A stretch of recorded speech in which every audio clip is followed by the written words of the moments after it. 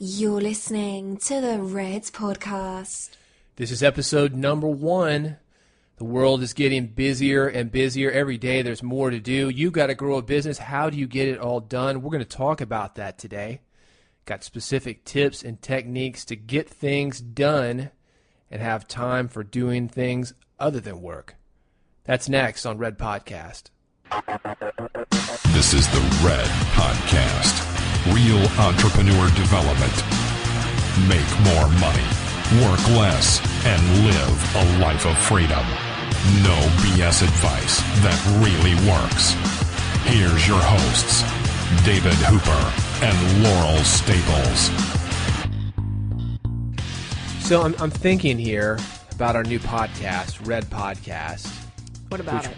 Well, we're recording it right now. And I thought about the process of us putting this together because it's a brand new podcast. Did I just mention that? It is brand new. It's completely brand new, fresh. Still has like the wrapper. And I thought about the process that it's taken us to get this far. And one of the things that we've had to deal with is time management. The second is what we call shiny object syndrome. I'd like to talk about those things, but because this is like a quick, no BS, get to the point podcast, I think we need to split them in 2 different episodes. What do you think? I agree. I think those are 2 big topics. Okay. Why don't we start with time management? Is that going to work for you? That works great. Okay, great. I'm like a master at time management, by the yeah? way. So I'm just going to blow you out of the water. All right, well, why don't you be just tell offended. me how you're managing time? I have like a whole process that I do that works really well for me and has always worked. So I think the first thing that I do, which I'm pretty sure you do as well, is I create the master list, the big list. You do this as well, right? What do you mean by master list? The master list is like the big list that I put all my to-dos on. So it's almost the brain dump. Anything that comes into your head, you just filter it out, put it on the master list. Okay. Do you do that? Yeah, I do. How do you do it? Well, I create a list. I'm a pen and paper kind of gal. So I get out my pen and paper and I have a running list that's called Master List.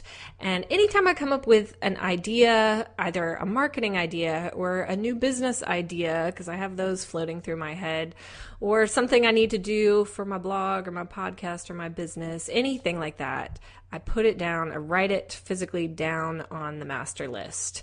And this helps me just get it out of my head so I'm not sitting up at night and worrying about things and going over my to-do list. How do you do it? Yeah, well, I got something similar. I do mine on the computer, though. And I use a program called Things, which it's great because it's on my desktop. So is it an app or is it a program? Well, it's both. Okay. It's on my desktop, which is a Macintosh, but I have an app for my iPhone. So if I'm out and I have a brilliant idea, because you never know when brilliance is going to strike, you just plug like it in lightning. your iPhone. Totally. And then if you don't pay attention to it, it goes away. So I can plug it in my iPhone wherever I am, and it's back on my desktop when I get back to the office. So with your master list, because for me, it's like the satisfaction of checking things off the list. How does that feel when it's just an app? Yeah, I click on it. Yeah, that's Or just I not as punch it with my satisfying. finger. It's pretty satisfying. Well, you know what's nice about it is at the end of the day, you've got all these things on your list. Like the master list for me has about 400 things right now. 400 things? 400. Yeah, some of them Holy I've probably done, but it's so big I don't remember I've done them. But I can go through those things at the end of the day and see them basically highlighted or crossed off, similar to what you're doing, but it's done via the computer. And I used to use a to-do list that was on paper, actually, but it just got too big, and I kept having to rewrite it every day. It is kind of like a caveman era type thing to do, but I'm very low tech. I can't upgrade. I need to like check things off with a pen. Yeah. Well, I would do that, just except I had, instead of the app on my phone, I had a lot of little Post-it notes, and I was carrying around this tiny little moleskin notebook, like a pocket notebook. I think it's like 2 inches by 3 inches, with a space pen where I can write upside down, underwater, write anywhere. Have you ever written underwater? Seriously? Space Pen will do it. Yeah, they got special underwater paper for that. But have you done it? No. Okay, no. I'm afraid of the water. I'm just checking. And your handwriting is not good. Yeah. So. Yeah. Well, another thing, I was writing down these ideas, and I was like, I've actually got a bunch of Post-it notes. I'm sitting at my desk recording this right now. I've got 7 that I can see, and domain names for this podcast. I've got timer hits 0. 7-20%. I got no idea what these things mean, and that's why I had to organize it via the online system, because I have dates, just various little notes. I think you have to be maybe more organized with the paper list, but at the same time, I don't believe in having so many apps for your to-do list that you complicate things. The great thing about Things, the app, and the program on your desktop is that it's very simple. You've got a list of stuff, and you click on it or you punch it, and it just says that you've done it. You're like the spokesperson for that app. Yeah, I love it. I think it's fantastic. Yeah, I'm not a time management app kind of gal.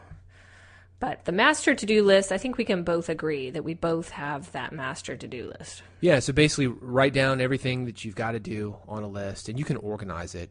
For example, I'm working on a new book project, and I might need to write certain chapters or write a foreword or edit something, or I can put that all within that folder. Or you probably have like a page or something where you organize that on, right? True. And don't get me wrong, because it is pen and paper, I do have to go back in and rewrite it occasionally. But I like that process. Some people would say, oh, well, that's a waste of time when you can just use an app. But I like it. It gets me really, really clear on what I want to do, what I'm doing that week, and what's a priority. So quick question for you about your list. Do you ever do something and then add it to the list right after you've done it and then immediately cross it off? Yeah, I'm guilty of that. Yeah. That feels amazing. Me too. Why do you think we do that? Just for the accomplishment? Just for the accomplishment. You want to know that you are being productive. Not just busy, but that you're actually being productive. And so sometimes I'll spend a couple hours doing something that wasn't on the list, and I'll be like, oh, where did my afternoon go when I look at my to-do list?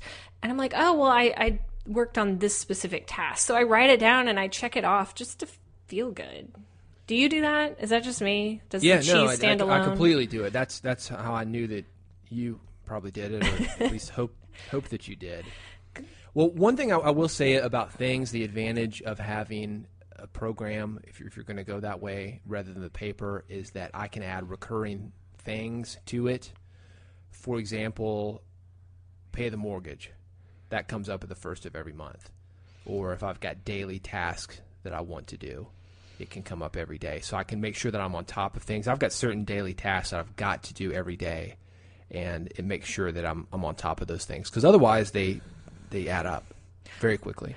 Absolutely. Well, I do it a little bit differently. I plan out my week. So every Sunday, I will sit down with my master to-do list, and I'll plan out my week. So I'll write every day of the week down, and I'll put in those things that I have to do daily, that I have to do weekly, that come on a specific day, and fill out all of those on paper.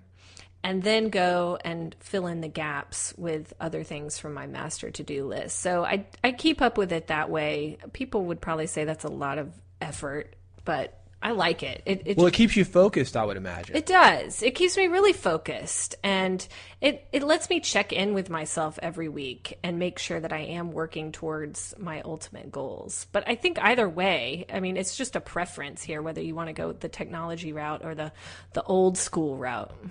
So you and I are in a similar business, I would say. We're broadcasters. Yep. We write. Yep. We come up with awesome ideas. We market things, occasionally have consulting. You do more consulting and coaching than I do. True. Curious to know what's on that daily list for you. The daily list, it depends on the day. So I have weekly things that I have to do. I might actually get out my list and tell you right now. It's under my other list. So for me, just to give you an example, like Monday is going to be my write a post for the blog day. So I get a post up on my blog, It's also the day that I edit the podcast. It's going to go up, and I schedule that for Thursday. The rest of the week is spent every morning. I spend writing my book. So I'm writing a book now. It's coming out the end of this year. So I put that on the to-do list, first thing on the to-do list for every day, because that's top priority for me. And then other things like Thursdays are my day to do my mastermind group, to do interviews on other podcasts, and then Fridays are my day to do interviews for my podcast. So all of those, I fill in kind of the bones of my list every week, and then just kind of go in and fill in the extra stuff every single Sunday. So I've got right now, I pulled up things, and I need to check Haro for today. You're familiar with Haro. Help a reporter out. I am. I'm so behind. Exactly. That's why I've got to have it on the list every day. I need to do a check-in with a voiceover guy that I've hired. I need to set lunch with somebody. I've got to send out a royalty payment. I've got to follow up with somebody that I interviewed yesterday. I've got to look somebody up. There's a lot of things. So what happens when you don't do something daily? Say you have to check Haro daily. That's been on my list now for a while, and I haven't checked it in weeks. So what do you do then? Do you just get frustrated with yourself that it keeps popping up every single day, just nagging you? Yeah, sometimes. And hopefully I learn from that frustration and keep on top of it. And sometimes it's one of those things where the very last day job that I had, they would send mail to me every day. There were a lot of, we'll call them compliance issues that we had to deal with, legal things and such. And what I would do, I looked at the time that they wanted us spending on that every day to deal with compliance. I looked at it as just like time off. So I would just say select all and then delete them all. And that's kind of what I do with Haro. And you know, sometimes you're going to miss something, especially when you're supposed to be reading like compliance or legal type things. But a lot of times, you know, things just kind of go back to the way that they were or the way that they are now. They kind of go full circle. So you know, sometimes you're going to miss things. I think that's how it is, though, with entrepreneurship. You're not going to necessarily get everything done. You're not going to get everything done on time, certainly. But if you keep working the list and keep kind of chipping away at it like it's a block of ice and you're making a sculpture, you're eventually going to get where you're going. The thing that I think confuses people and gets people, you know, it's kind of like, you know, being lost in the desert without a map. You can just run around. You don't have any kind of anchors or anything. You're just walking around in a circle for all you know. And I think that's where people get in real trouble. It's not necessarily having a list and not doing it all at once. Yeah, well, I was just lost in the desert, so I definitely agree with you. But how do you know? Okay, say Haro pops up on your to-do list every day, and you're like me, you're weeks behind on checking all the different emails. At what point do you start saying no? At what point do you say, you know, I'm just not getting this done. I'm going to stop feeling guilty about it, and either I'm going to change it to once a week, or I'm going to take it off the list entirely. What do you do? Well, I actually have a paper list that I work on, and I do work on it daily, and it's not a to-do list, but it's a 10-goal list. A few years ago, I sat down, and I have goals for income. I've got goals for relationships. I've got goals for health. I've got various goals, a household goal, things that I want to just make sure that I'm accomplishing in my life. And I think anything that goes on the list, you have to run it through that filter. Is this going to get me closer to those goals? Or is it going to take me further away from them? So it's a very tricky thing saying no to something. I certainly suffer from something known as FOMO, fear of missing out, because I think as an entrepreneur, we always see the potential in something, someone. Laurel, how many times you watched a show like Shark Tank and you think, oh man, that would be so great. I could totally do that. They make it look so easy, right? Or walked by an empty retail establishment, say, oh man, we could put something in here and make a killing. It's like every day that happens. Yeah, every day, right? But I think getting really clear on those goals, and you think, well, you know, I'd like to have more time off or more vacation, or maybe you need more money, you're going to go for those. But if you want, you know, more time off, better health, more vacation, you know, you're going to want to have less things, maybe spend more time in the gym and whatever the goals are for you. I'm hesitant to go very specific into my goals because I think you should make up your own. But I came up with 10 because we can all think about goals such as, I'd like to be the first man on the moon.